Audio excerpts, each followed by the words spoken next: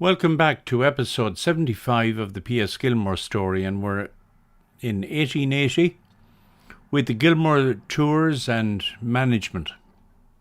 And specifically, we're looking at the Columbia tour. Mr. P.S. Gilmore had just invented, if you like, composed a new anthem. It was going to be called Columbia. And we're going to look at this closely in terms of how this tour arose, why it was important, and so on. Here is the first performance in New York in December 26, 1879, with Emma Thornsby, the leading soprano of the day. And we'll see briefly the reviews from this. And this is the first occasion of its performance in Brooklyn on January the 10th, 1880. And between these two performances, the roster goes from 45 up to 70. Obviously, it was needed at the time. They were fine-tuning for the actual performance to the public. Its first performance was pronounced a great success according to the reviews of the day. And why was this a performance important? Well, we want to see how exactly Gilmore was inspired, what he was trying to do with such a tour, apart from the obvious, make some money, keep the rosters of musicians busy, happy, and paid, and that was obviously the main focus of his business. But in addition, he was learning literally how to market, how to assess a market, how to measure a market, stuff that we take for granted at this moment in time. And there's PR companies that do all of this nowadays when a song is released or whatever it is, and they promote it and he did everything himself. And so in the course of a few months, he would have to figure out this song. Was it going to be popular?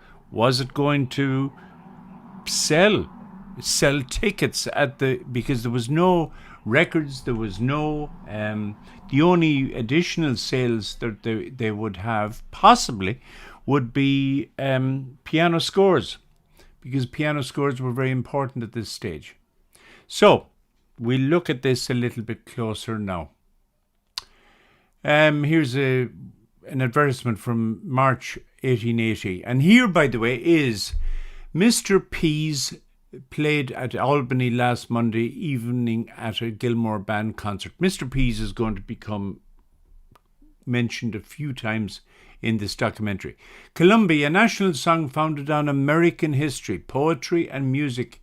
Columbia, first verse. First and fairest gem, on nature's brow a diadem whose lustre bright as heavenly star, the light of freedom sheds afar. And at the very end, first found, thee held by the red man running wild. Not very popular sentiments, but he was being honest. That's exactly how Columbus and the white man found America. Here is a notification that Hathaway and Pond have signed a contract with Mr. Gilmore, the leader of the celebrated band, to give a series of 50 concerts in the New England states, etc. Now, this is important because Hathaway and Pond would become the band managers for, as you see here, J.B. Pond, Gilmore's band Last Speculation. And this is all of this information is from my collection, thankfully. And it's important because it's primary proof material, not based on theories or anything else, and has never been reported before. At the top of this inside page of that little notebook, it says the root of Gilmore's band. Now, the root is the name used in those days for what we call a tour. So if they were going on a route, they were going on a tour in 19th century parlance. Here's Gilmore Band receipts for February the 9th, 10th, and so on and so forth. And 80% of the gross receipts will go to the band. 20% stays with the house. Expenses were accounted for in detail in this. So everything from sleeper cars you see here, meals, wine, telegrams, rail tickets, railroad to Pittsfield, $50.40. That would be obviously for the complete band. Here's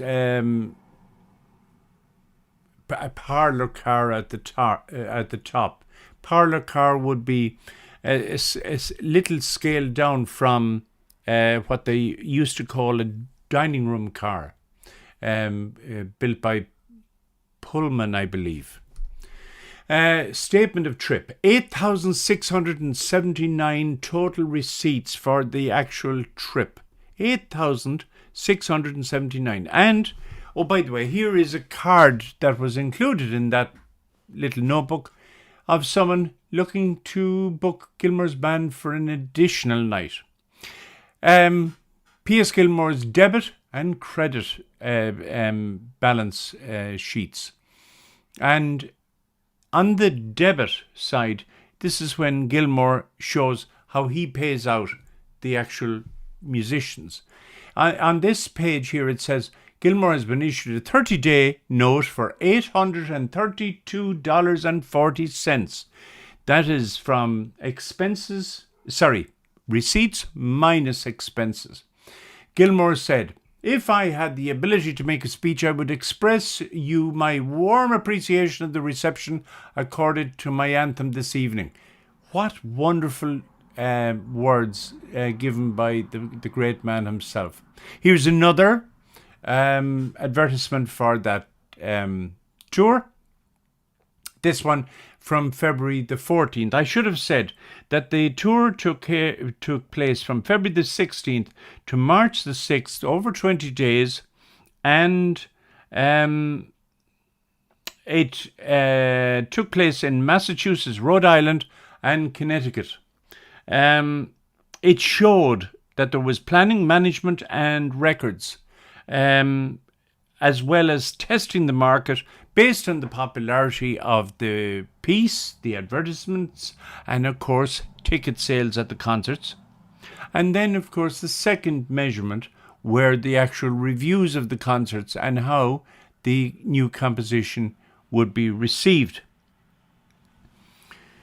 As it happens, the piece wasn't a success in that sense, although it was played for years afterwards. Gilmore realized what it was missing was that refrain that we play. We call it a chorus nowadays, where you leave the concert and you're still humming it at the back of your mind. And even next morning, you think of it. That wasn't in that piece.